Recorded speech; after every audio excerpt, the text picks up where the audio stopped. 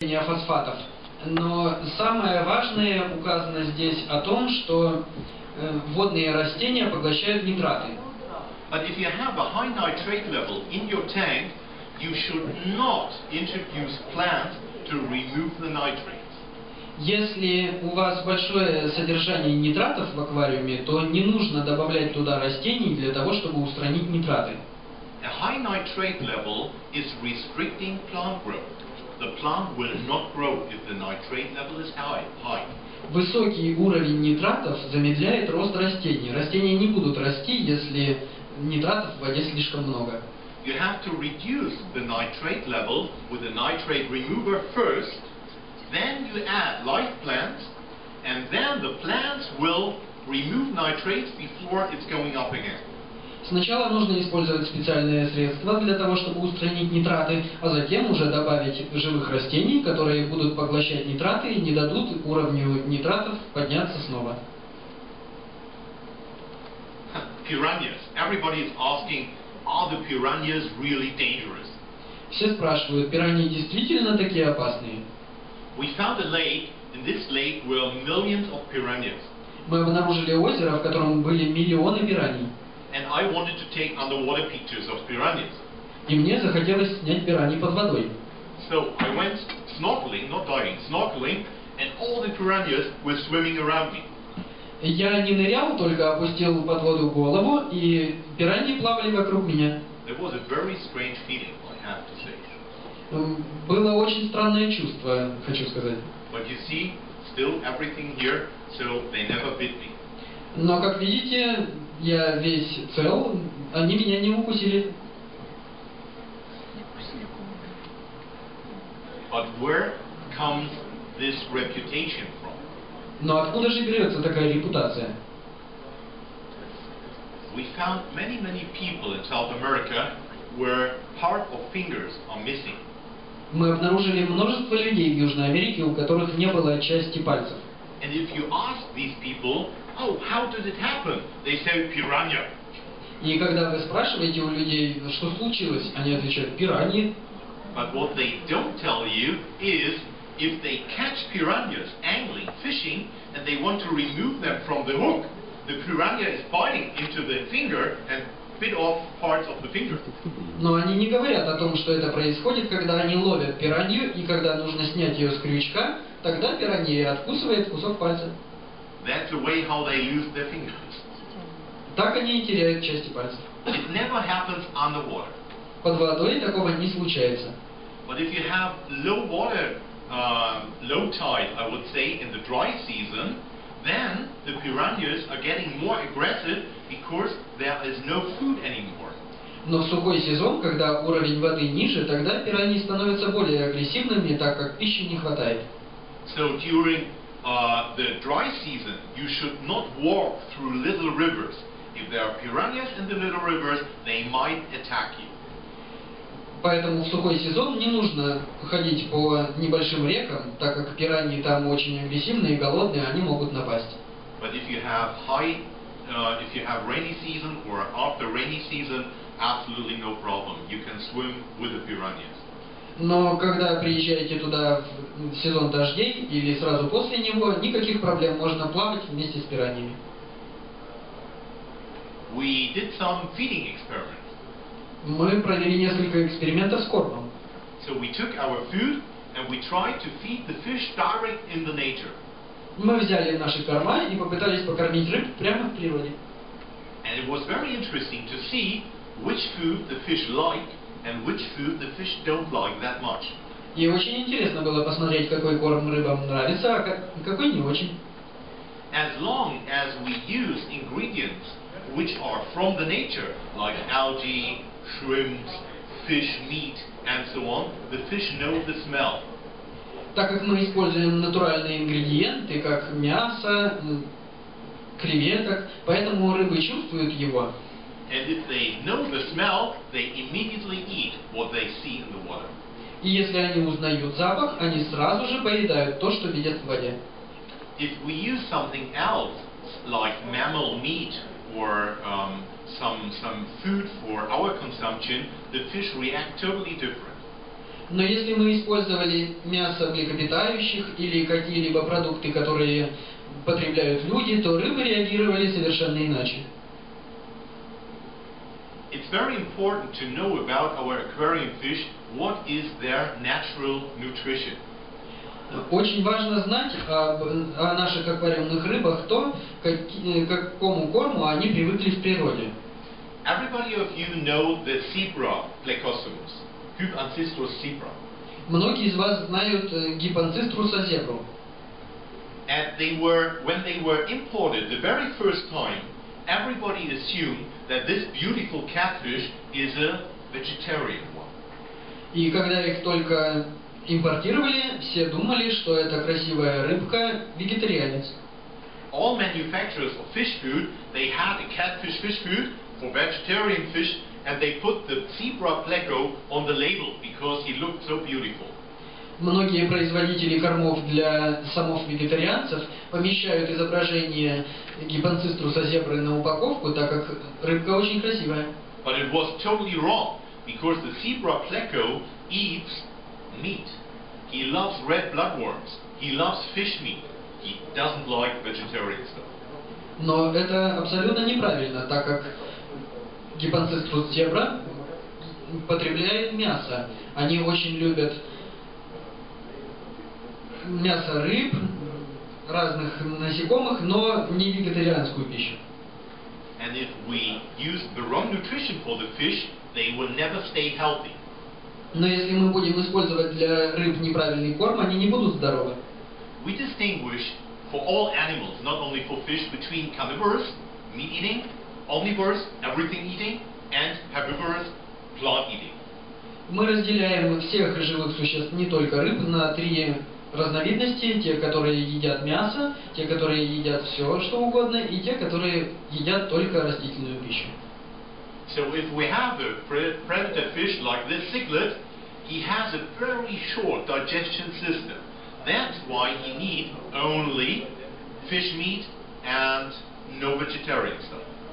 И если взять такую рыбу, как эта цихлида, например, у нее очень короткий пищеварительный тракт, поэтому кормить ее нужно только мясом рыб, никакой растительной пищи не нужно. So you have to take care, if you have carnivorous cichlids and carnivorous fish, you need some food for carnivorous fish. То есть, если у вас рыба, которая питается мясом, то нужен специальный корм для хищных рыб. Omnivorous fish, like many birds, they eat everything, or better formulation, they have to eat everything. Некоторые виды рыб, как, например, этот барбус, питаются абсолютно всем, или, если точнее, то им приходится есть все. So if you feed a normal food, make sure that you also feed some vegetarian food for the birds. То есть, если вы кормите рыб обычным кормом, то постарайтесь кормить их также и растительной пищей. And then we have our, I always say, cow underwater. They have a digestion system which is 15 times as long as the body length. И теперь переходим к растительноядным рыбам. Я их называю подводными коровами. У них пищеварительная система в 15 раз превышает длину их собственного тела. And for those guys, we have vegetarian food. И для них у нас есть растительная пища. Okay, there's a quite big difference between JBL fish food and many other companies. Итак, существует большая разница между кормами от JBL и других компаний. If you want to produce a very cheap fish food, it's very simple. You just take the leftovers from the fish fillet production, all the rest, and you are producing fish meal. And then you are producing fish food. Обычно производство корма для рыб очень простое. Берутся остатки рыбного производства, добавляется к ним разное, и получается рыбий корм. That is the reason why you can find fish food in the world which costs only, I don't know, 1/10 of the price of a high quality fish food. Это и есть основная причина того, почему в мире можно найти корма для рыб, которые стоят, допустим, 1/10 стоимости качественного корма для рыб. We have a different process. You see on the left-hand side, you see fish fillet. this fish fillet has produced for human consumption. У нас совсем другая система. Как вы видите, здесь показано рыбное филе. Оно предназначено для людей.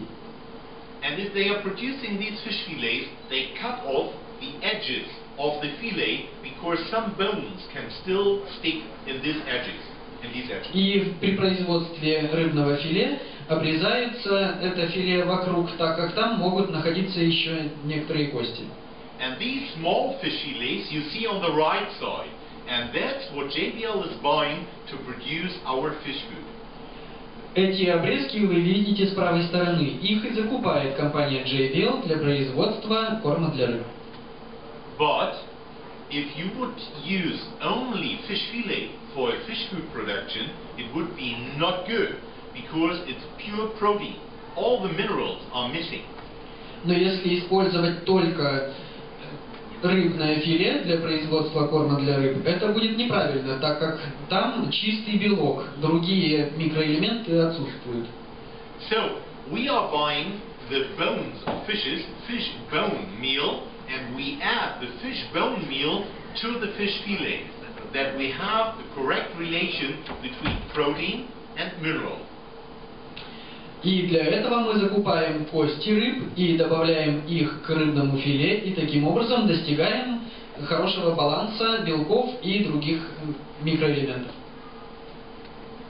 That is producing like a pulp, and this pulp we put on our machine. This is the JBL plate machine, and we are producing one kind of plate. Мы сначала изготавливаем своего рода пюре, потом это пюре пропускаем через специальный агрегат, который производит хлопья.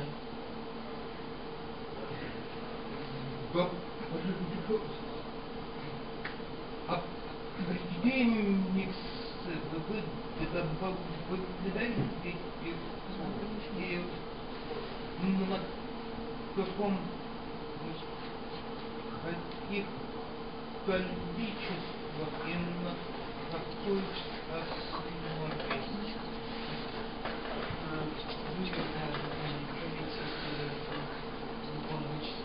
No, we don't. We produce the food this way that, for example, Nobel, what I showed you, the staple food from JBL, it has 7 flakes and in total 54 ingredients.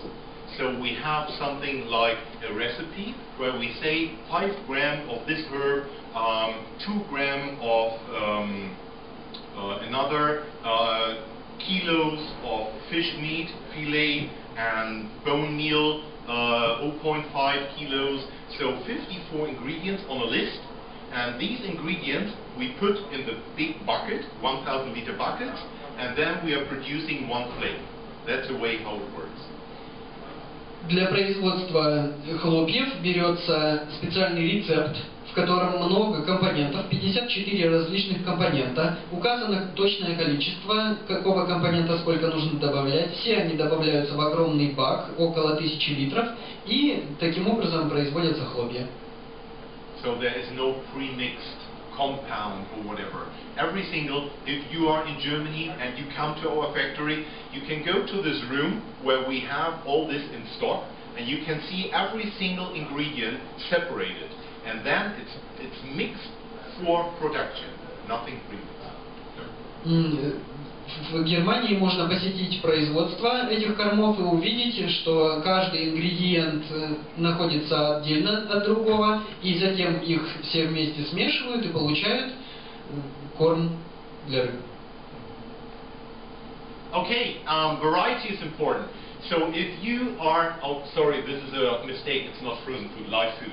So if you go to a pet store, they have at least about 5 kinds of live food. В зоомагазинах обычно можно обнаружить около 5 видов различных живых кормов. They might have 16 kinds of frozen food. Возможно, 16 видов замороженных кормов. I just want to give you the number. And if you have 1 kind of fish food, flake food, 7 flakes means 54 ingredients. It's pretty much. Но когда вы покупаете корм в хлопьях, то в этом корме содержится 54 различных ингредиента в 7 различных видов хлопьев. Okay, next destination, Africa. Let's have a look at Lake Tanganyika and Lake Malawi. Итак, следующий пункт назначения – это Африка, озера Танганьика и Малави. One of the most beautiful destinations in Africa. Одно из наиболее красивых мест в Африке. And the water conditions are important for us because we want to keep and breed those fishes. И для нас очень важны параметры воды, так как мы собираемся содержать и разводить этих рыб. What you can see is that the water temperature is pretty low. At the surface it's 25 degrees and in 30-meter depth it's only 21 degrees Celsius. Как вы видите, температура воды достаточно низкая, у поверхности около 25 градусов Цельсия, а у дна 21 градус Цельсия. And the very special thing with these two lakes, the carbonate hardness is higher than the total hardness. И самое важное в этих озерах заключается в том, что карбонатная жесткость превышает общую. The Lake Tanganyika is slightly different. It has a higher temperature of about 29 degrees Celsius. Но озеро Танганьика немного отличается. Температура его воды 29 градусов Цельсия. And the hardness is much higher. It's a carbonate hardness of 18 and a total hardness of 10. И жесткость воды гораздо выше. Карбонатная 18 градусов, а общая 10. So, if we want to understand why the carbonate hardness is higher than the total hardness, we have to look into the water chemistry of those lakes. Итак, если мы хотим узнать, почему карбонатная жесткость превышает общую, нам нужно рассмотреть химию воды этих озер. JBL offers a special salt, Aquadua Malawi Tanganyika, and with this salt, if you add this salt to the water, you increase the carbonate hardness above the total hardness. Компания JBL производит специальный продукт, специальную соль для воды. Если добавить которую в воду, то мы получаем карбонатную жесткость выше общей. So, let's have a look. This one is the main difference between those lakes and all the other aquatic biotopes around the world. These lakes contain a lot of sodium bicarbonates. Это отличительная черта, которая отличает эти озера от многих других. В воде этих озер содержится большое количество бикарбоната натрия. They also contain some calcium and some magnesium bicarbonates. Также здесь содержится некоторое количество бикарбоната кальция и магния. But if they would contain calcium and magnesium, just calcium and magnesium, it would be the same height for total hardness as for carbonate hardness. Но если будет содержаться только кальций и магний, то будут одинаковые значения общей жесткости и карбонатной жесткости. But due to these sodium bicarbonates, the carbonate hardness goes up, but the sodium does not count to the total hardness, and that's why the carbonate hardness is higher than the total hardness. Добавляя бикарбонат натрия, мы добиваемся того, что карбонатная жесткость превышает общую, так как натрий не учитывается при определении общей жесткости. We made some underwater feeding experiments. Мы также провели эксперименты по кормлению рыб. And this one was a really fascinating experiment. И это был очень интересный эксперимент. It was in Lake Malawi, and I had, not me, somebody had a can of fish food, and he tried to feed the fish. Это было в озере Малави. Кто-то держал в руке баночку с кормом и пытался кормить рыб. And you know, this fish food, the granule mix, contains red granules, fish meat, and green granules, vegetarian stuff. В данном корме содержатся гранулы двух цветов: красные из мяса и зеленые вегетарианские. So my friend, he started to feed the fish. I was there with the camera, tried to take pictures, and then you can see that all these fish you see here, they are vegetarians. Я снимал этот процесс на камеру, и, как вы видите, все рыбы, которые здесь находятся, вегетарианцы. And they picked all the red granules. А выбирали они красные гранулы. They were not interested in the vegetarian stuff. Их не интересовал вегетарианский корм. Do you see all the white granules laying around here? Белые гранулы, как видите, лежат на дне. Then are the green granules. They don't like it. They have it every day, all day long, all the algae. They don't want to see algae anymore. They were so happy to get a steak. Им не понравился растительный корм, так как у них и так полно водорослей вокруг. Они уже сыты этим по горло. Им нужно разнообразие. The fish don't always eat what they have to eat. They eat what they like. Рыбы не всегда едят то, что им приходится есть. Они едят и то, что им нравится. But it can be very dangerous. You probably know the family of trophios from Lake Tanganyika. Вы, наверное, знаете о семействе трофеусов из озера Танганьика. If you feed red bloodworms to trophios, they would love to eat them. Если кормить их мотылем, то рыбам это очень понравится. But they will die within 1 to 2 days because they can't digest red bloodworms. Но они погибнут за 1-2 дня, потому что они не могут переваривать мотыля. Okay, on this picture you can see that you find some green algae within the first 30 centimeters. Below 30 centimeters, no green algae anymore. Обратите внимание, на этой фотографии показано, что вы можете обнаружить зеленые водоросли до глубины 30 сантиметров. Ниже их нет. And funny enough, you don't see any fish. So the fish don't like the green algae that much. The fish concentrate more on the diatoms and on the blue-green algae. И, как вы видите, рыб там нет, так как рыбам не нравятся зеленые водоросли. Рыбы концентрируются там, где растут диатомовые и сине-зеленые водоросли. In Lake Tanganyika, you can see all the trophios eating diatoms from the rocks. В озере Танганьика вы можете увидеть, как рыбы поедают диатомовые водоросли из камней. And the trophios dubuisi, they are not even in the area where you find algae. They are much deeper. We don't know, up to today, we don't know what they are eating. И данный вид трофеуса держится гораздо глубже, там, где нет уже таких водорослей, и до сих пор мы не знаем, чем они питаются. So, grazing cichlids. Here you see some cichlids in Lake Malawi. And for those guys, there's a special food called Novo Malawi.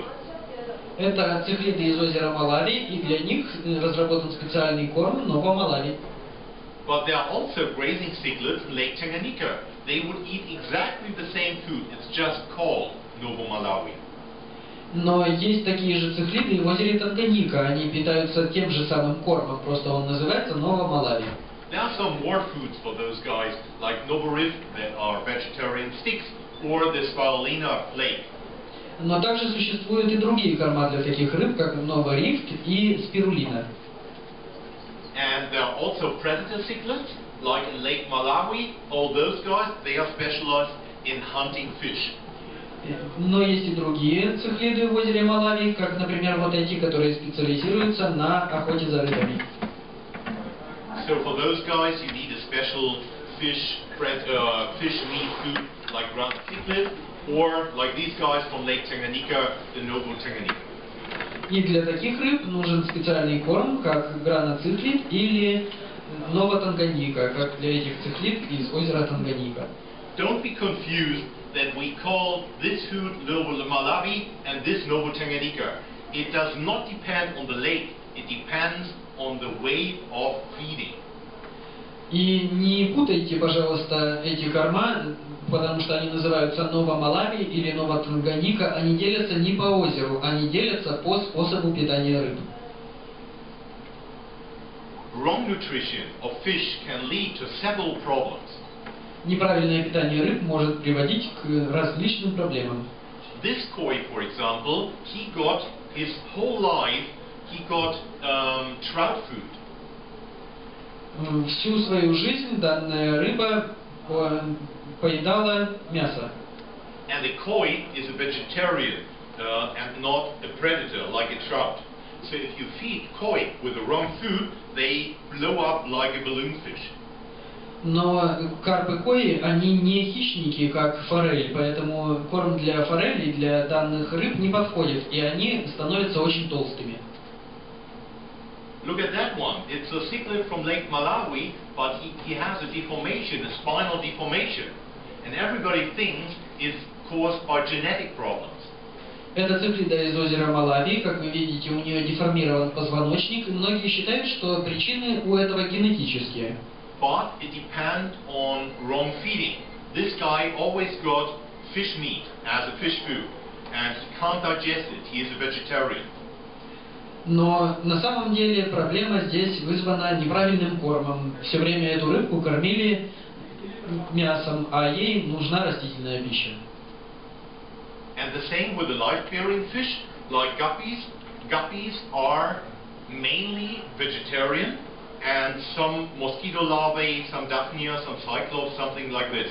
But if you feed them always with colored food like this, that they glow at night or whatever, then it's wrong nutrition. They need vegetarian food.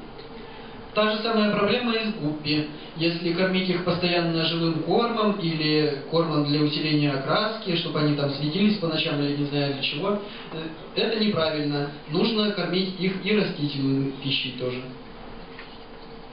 Okay, last destination for today. Let's go to Southeast Asia, to the Philippines, Indonesia. This part of the world is the part with the highest biodiversity in the ocean. So, not the Great Barrier Reef, not the Caribbean Sea, no, it is the triangle between Philippines, Indonesia and New Guinea. Данный регион, Филиппины, Индонезия, очень богат различными морскими животными. Не Карибское море, не Великий барьерный риф, а именно вот этот треугольник между Филиппинами, Новой Гвинеей и Индонезией. Freshwater is also interesting. You probably remember when they first introduced the cardinal shrimp for freshwater aquarium. This picture was taken by Chris Lucas. Но также данный регион богат и пресноводными организмами. Здесь водится большое количество различных креветок, как, например, вот эта креветка-кардинал, снятая Крисом Лухаутом. They are living in a lake system on the island of Sulawesi. Они живут в системе рек острова Сулавеси. And they have a very small area where they are living. Only in this lake, and inside the lake only in a few biotopes. У них очень небольшая территория проживания, только это озеро и совсем небольшие биотопы. So I talked to some guys like Thomas von Rintelen. He described the different species, and he told me that these shrimps have a very special kind of feeding. Ученый, который исследует и описывает данных креветок, рассказал, что у данных креветок очень специфический рацион. Normal shrimps, they determine where the food is. They look for the food by smelling the food. Обычно креветки чувствуют пищу по запаху. But these shrimps don't do that. Но эти креветки так не делают. They are sitting in the cave, and they are coming out, eating where they are sitting, and going back into the cave. Эти креветки сидят в пещере, высовываются, едят то, что видят, а потом залезают обратно. They never actively look for food. Они никогда активно не ищут пищу. So if you have an aquarium and you feed some food here, sinking down here, and the shrimp is here, the shrimp will never ever get the food. И если у вас в аквариуме креветка сидит в одном углу, а корм вы бросаете в другой угол, креветка корма не получит. So we use the spirulina flake instead of our shrimp food. The spirulina flake took a tube, put the flake inside, it sank down direct in front of the shrimp, laying on the bottom. The shrimp came out, feeding, eating the flake, and going back. В корме спирулина содержится специальная трубка, через которую хлопья опускаются непосредственно в место обитания креветки, и креветка может их съесть. And you know the Tulomilania, the beautiful snails living in those lakes, they love the catappa leaves. Try to feed that to the snails. Улитки рода Тиламелания, которые обитают в этих озерах, очень любят листья индийского миндаля. And look at the strange water conditions. Very warm water, like the Rio Negro, but difference, a high pH of 8. In the Rio Negro we had 4.5, yeah? Now, same water temperature, medium hot water, but a very high pH. Обратите внимание, какие странные параметры воды. Очень теплая вода, 29 градусов, и очень высокая у нее кислотность, в отличие от реки Рио-Негро. And if you want to achieve a pH of 8.3 in an aquarium, it's very simple. You just use a little bubbling air filter. It removes all the CO2, the pH goes up to about 8, and the water is perfect for those shrimps and snails. Такого можно достичь при помощи специальных распылителей, которые повышают уровень, делают воду более щелочной. And the last one, marine research. That's my favorite one because I'm a marine biologist, so I love to go diving in the coral reefs of Indonesia. Let's have a look under the water surface. Это морские исследования, которые мне очень нравятся, так как я морской биолог, и мы исследовали коралловый риф под водой. My favorite species underwater are all the different kinds of octopus. Мои любимые виды – это различные виды осьминогов. So in the Philippines, you have a good chance to see all the really rare species, like the blue ring octopus. На Филиппинах у вас есть возможность увидеть очень редкие виды осьминогов, как, например, вот этот осьминог. Well, this one, it's a flamboyant cuttlefish. Это... You probably don't know the name. Very rare kind of octopus. Это очень редкий вид осьминога. He is walking over the ground. And this one, the mimic octopus, is one of the most rare species around the world. We still don't know exactly the names of these octopus. He has a name, species 20. So there are several species, and we still don't know what they are, how they live, how they breed. We have no clue about these octopus. А это также очень редкий вид осьминога, который называется осьминог вид 20, и мы не знаем ничего о том, как они питаются, как они размножаются, как они живут. But all kinds of octopus are very hard for aquarium because they eat everything. Но содержать осьминогов в аквариуме очень сложно, потому что они едят все. And the blue ring octopus is highly poisonous, so you should never be bitten by this guy. You will probably die. А кроме того, осьминог с синими кольцами очень ядовит. Если он укусит, то, скорее всего, вы погибнете. Okay, what we did over there, we wanted to learn what is the light intensity in clear water. Because an aquarium, maximum height about 70 centimeter, probably only 50. So we have some illumination, some tubes. How much light do we need in an aquarium? Больше всего нас интересовало, сколько света должно проникать в воду, так как аквариумы в основном бывают глубиной 70 сантиметров, а чаще всего 50, и нужно знать, сколько света подавать для такой глубины. So we took a lux meter to check light intensity and put it in a waterproof box. И так мы взяли люксметр и поместили его в водонепроницаемый контейнер. Then we took this lux meter underwater. One guy is holding the lux meter into the sunlight, and the other guy was reading the result and wrote it down on a little waterproof table. Итак, мы взяли этот люксметр под воду, один человек держал его, а второй считывал показания и записывал их в специальную таблицу. And that is the result. Это результат исследований. Yeah, okay, we can take the next picture, it's might be better. So that's better to see.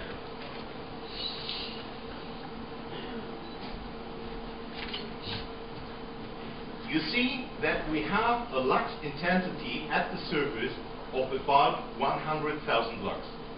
Обратите внимание на то, что сила света возле поверхности около 10 тысяч люкс. So if we take the sensor from above the surface, just underneath the surface, the reflection of the surface removes 25% of the light intensity. И если поместить люксметр сразу же под поверхность воды, то поверхность отражает около 25% света. If we go down to 20 centimeter, it just drops from 72,000 to 65,000, just a little bit. И если опуститься буквально на несколько сантиметров вниз, то снова сила света значительно уменьшается. If we go down to 50 centimeter, it's also just a little bit less. И даже если опуститься до 50 сантиметров, все равно сила света опускается незначительно. But after 50-60 centimeter, then it goes really down and the light intensity drops a lot. Но после 50-70 сантиметров сила света действительно очень сильно падает. So in an aquarium, we have, let's imagine, one tube. И в аквариуме, представьте, у нас всего одна люминесцентная лампа. One tube of 30 watts, T8 tube, is producing 700 lux, not more. Одна лампа Т8 30 Вт производит 700 люкс, не больше. If we use a T5 tube, it's twice as much. A T5 is producing 1,400 lux. Если использовать лампу Т5, она производит в 2 раза больше света, 1400 люкс. If you use a reflector above the tube, you can double the light output. So 700 plus reflector is 1,400, and 1,400 plus reflector is 2,800. При использовании отражателя сила света увеличивается снова вдвое. Если взять лампу Т8, то получается 1400 люкс, а если лампа Т5, то 2800 люкс. So you see the difference between nature and aquarium is quite a lot. We have about 100,000 lux light intensity in the nature, and in the aquarium, if you have a small tank with only one tube, it's only 700 lux. И обратите внимание, насколько велика разница между освещением в природе и в аквариуме. В природе у поверхности освещение около 100 тысяч люкс, а в аквариуме при наличии всего одной лампы 700 люкс. So investing some money in a better lighting where you have at least 2 tubes, if you have some good reflectors, you are much closer to the nature than before. Таким образом, нужно потратить несколько больше денег для того, чтобы поставить хотя бы не одну, а 2 лампы и приделать к ним рефлекторы, тогда вы немного приблизитесь к природным условиям. Okay, that's the end. I hope you saw that we can learn a lot from the nature for our hobby aquarium or terrarium, and I would be happy if you try some of our JBL products. You will see we really give our best, copy the nature, but the nature is still the best. Okay, thank you very much. Have a good day.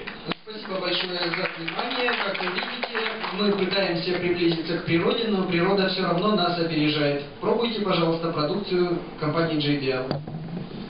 Any questions? Вопросы, пожалуйста. No. Okay, bye-bye. Yeah, over there. Удобрение сиропа, или представлены нам 2 вида. Какая разница между ними и чем как пользоваться?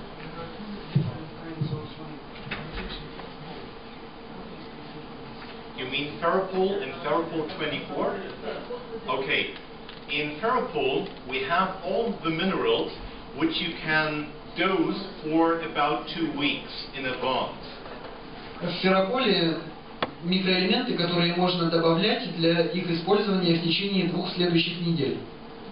We covered the iron with some protection and the minerals in Ferropol. So that's a possibility that we can dose it for about 2 weeks. Микроэлементы в Феррополе защищены, поэтому их можно дозировать для дальнейшего использования. But there are some minerals which can't be protected. These minerals, as soon as you add them to the water, they react immediately with the oxygen in the water. They oxygenize and they fall off solution and can't be used by the plants anymore. Но существуют такие микроэлементы, которые невозможно защитить. Попадая в воду, они тут же реагируют с растворенным в ней кислородом и выпадают в виде осадка на дно.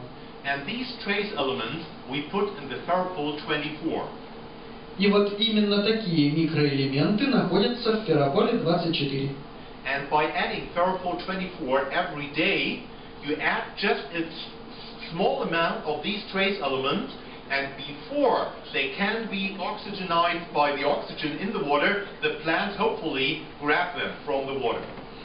И добавляя небольшое количество этих микроэлементов ежедневно, можно надеяться на то, что они не успеют окислиться в воде, и растения смогут их употребить.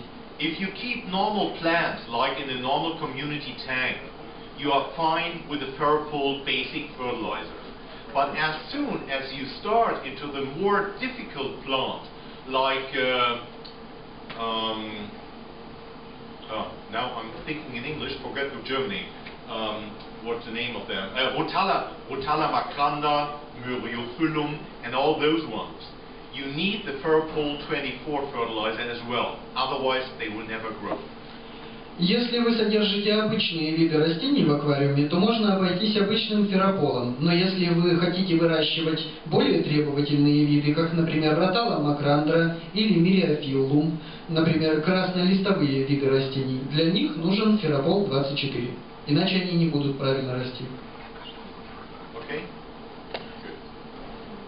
У меня вопрос по освещению. Лампы производятся на собственных предприятиях или заказываются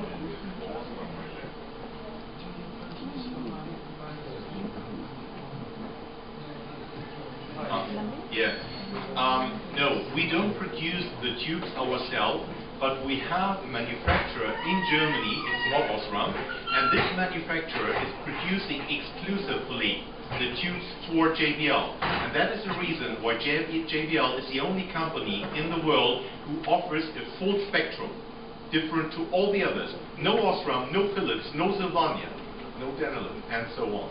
So only JBL offers a full spectrum. Наша компания сама не производит лампы, но у нас есть производитель эксклюзивный, который производит для нас специальные полноспектровые лампы, которые не могут предложить другие производители.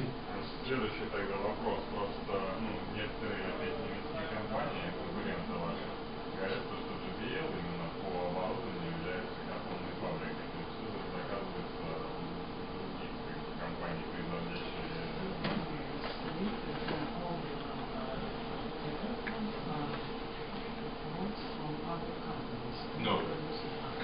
No, you can't produce. We are producing in our factory. If you would visit us in Germany, you could see the production of flakes, of granules, of medication, of water test kits, of water conditioner, fertilizer. Medication test kit? Yeah, that's it. That's what we are producing inside our factory in Germany, where my office is. Okay?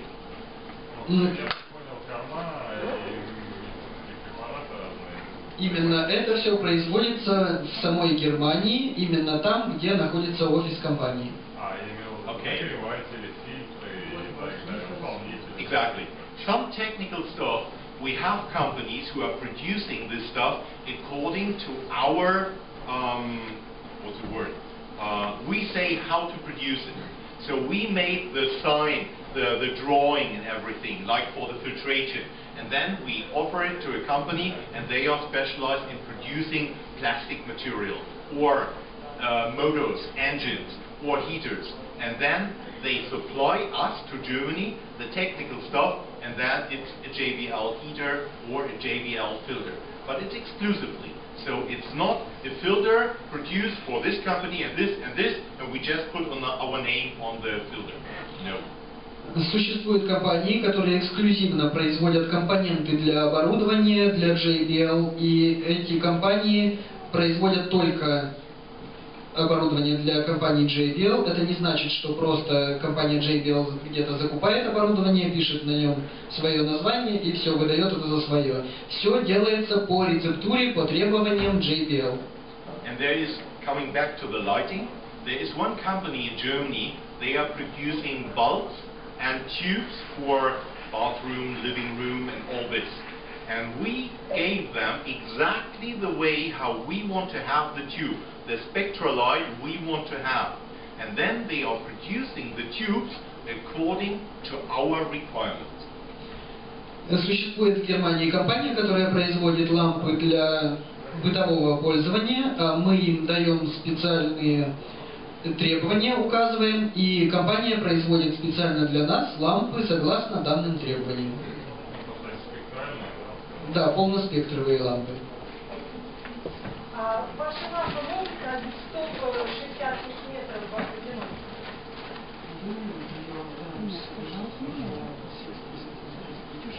Okay, the depth of the aquarium. I would say if the aquarium is 50 centimeter, up to 50 centimeter, you can use a TA tube. Для аквариумов глубиной до 50 сантиметров можно использовать лампы Т8. If you have a height between 50 and 70 centimeter, you should switch to T5. Если аквариум глубже, до 70 сантиметров, то нужно использовать лампы Т5. If the height is more than 70 centimeter, the water level more than 70 centimeter, you have to change to metal alloy. Но если же глубина аквариума превышает 70 сантиметров, то нужно уже ставить металлогалогенные лампы.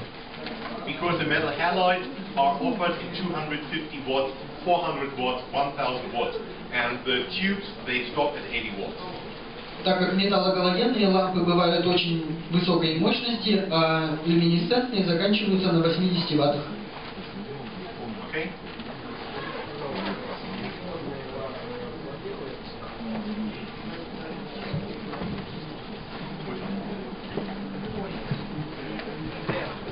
LED. LED at the moment is not suitable, not perfectly suitable for aquarium. An LED is very good in a car, in an Audi, it looks beautiful.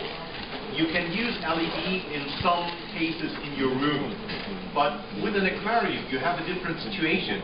You want to illuminate an area, and an area is hardly to be spotted with LED tubes.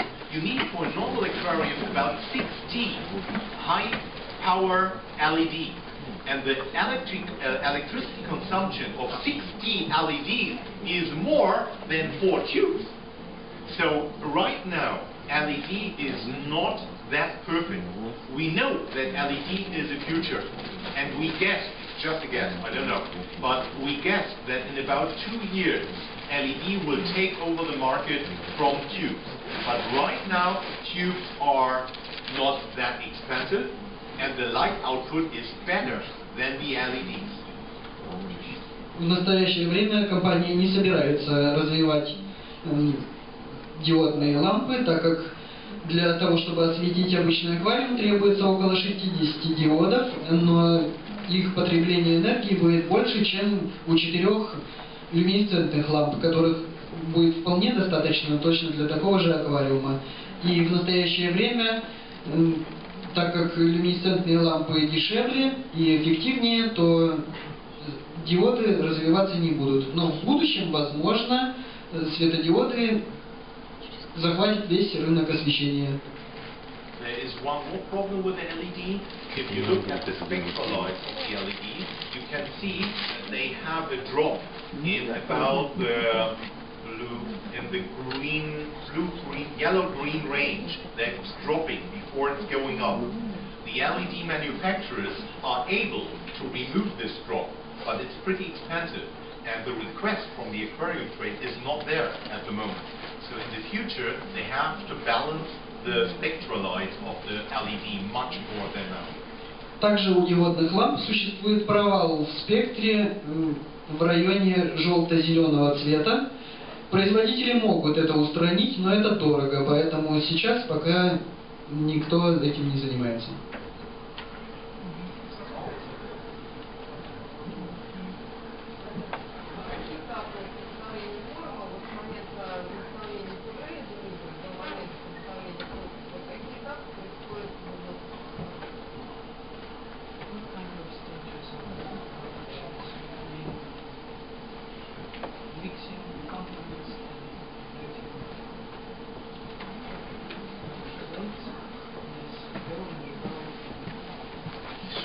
very good question.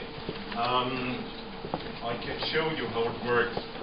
We have like the local conditions. Here is a big bucket where we have our pulp to produce a flake. Здесь находится, допустим, бак, в котором находится пюре из всех ингредиентов, которые нужны для производства.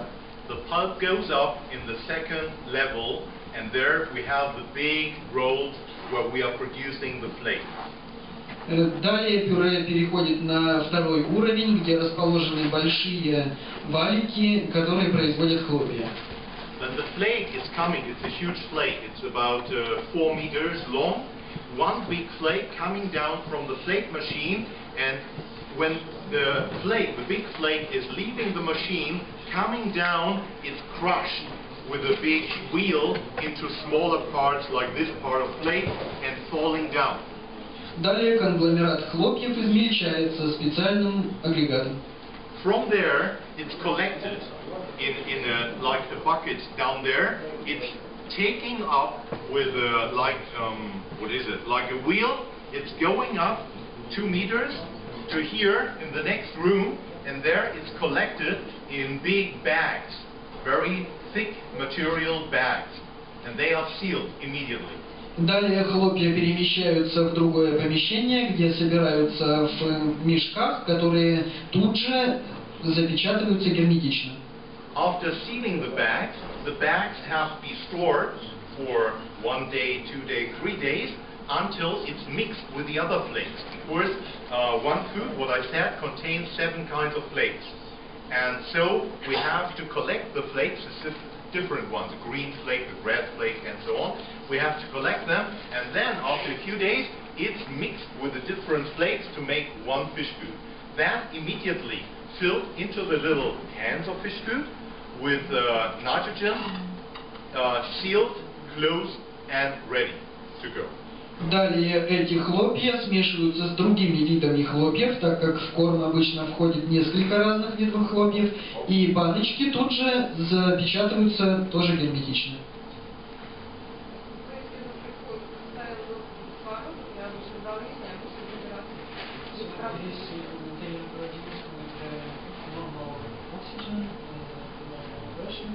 Yes, yeah. We have just to take care that the flake, after produced the first flake, that the time where the flake is in contact with normal air has to be as short as possible. Мы стараемся сократить, насколько возможно, контакт произведенных только что хлопьев с нормальной атмосферой. And I would guess after the big flake, the 4-meter flake, leaves the machine, it takes about 5 minutes, not more, about 5 minutes until the bucket is, the big bag is sealed. И с того момента, как хлопья выходят из агрегата, проходит не более 5 минут до того момента, как запечатываются мешки с хлопьями.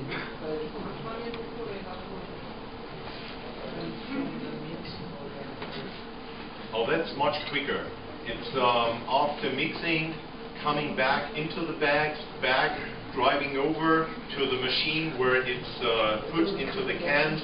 It's another 10 minutes, probably 15, not more. From the big flake until into the can.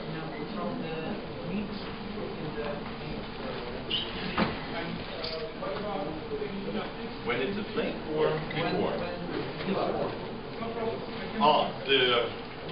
The big pulp, the soup, is not that problematic. The soup you could store longer, but the soup is immediately used to produce a flake. But the soup is not a problem. As long as it stays in the soup, it's stable. The problem is the situation after we have one flake, because then the surface to the oxygen is the largest. До того, как произведутся хлопья, смесь не представляет никаких проблем, так как ее ингредиенты стабильны, и поверхность контакта с воздухом гораздо меньше. Проблема начинается тогда, когда получается хлопья, и тогда уже все происходит очень быстро. Wait, any questions?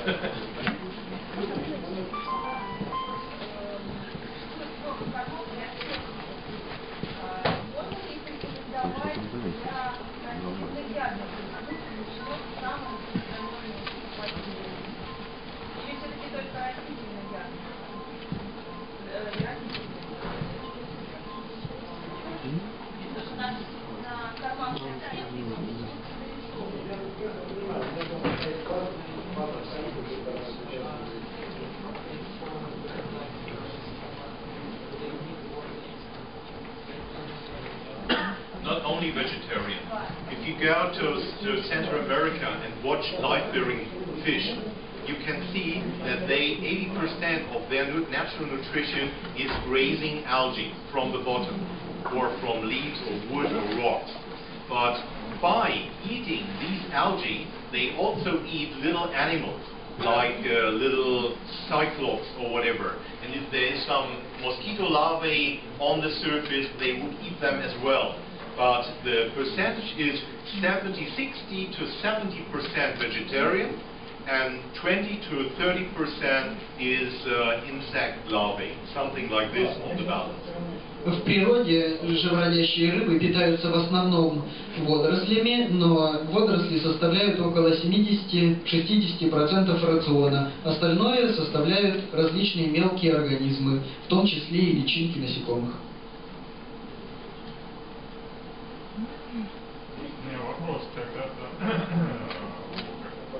компания разнообразие на заводе, да, то есть управление, что это пирофол,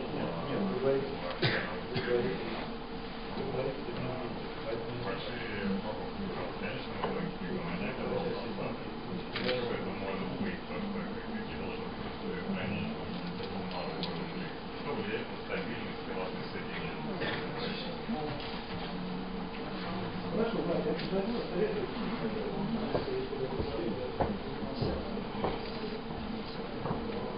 Should not be. If you find some sediment on the bottle, on the ground, give it back to our distributor and they should send it to our factory. It's not usual. Usually there is no residues on the bottom. There's something wrong, I don't know what, probably getting too warm or too cold or whatever, I don't know, but it's not normal. Обычно в упаковках с удобрениями на дне не должно быть никакого осадка. Если вы обнаружили такой, то его нужно сразу же отправить обратно. Наверняка были нарушены условия хранения или транспортировки. Was it in summertime or wintertime? Это лето было или зима? Wintertime, okay. If it got some frost, 0 degrees, and your country is pretty cold, then it could happen. Probably we have to check it. Yes. Возможно, при заморозке мог выпасть такой осадок, ведь в России же зимой холодно, поэтому мы проверим еще раз на этот счет удобрения. То есть после замораживания или если осадок, то уже нецелесообразно это удобрение применять.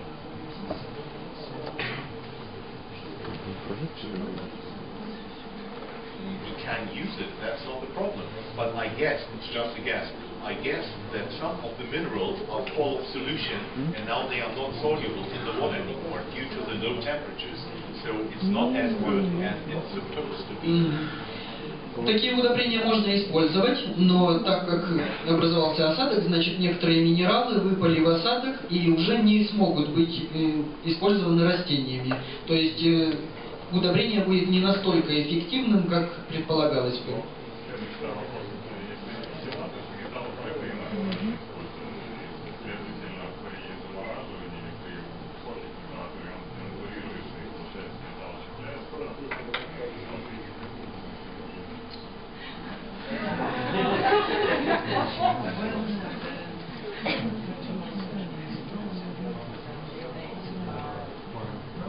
Yeah, that's probably the problem.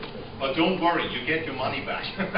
We always offer a money back guarantee. If something with JBL doesn't work, you can complain, you get either a new product or the money back. No problem at all.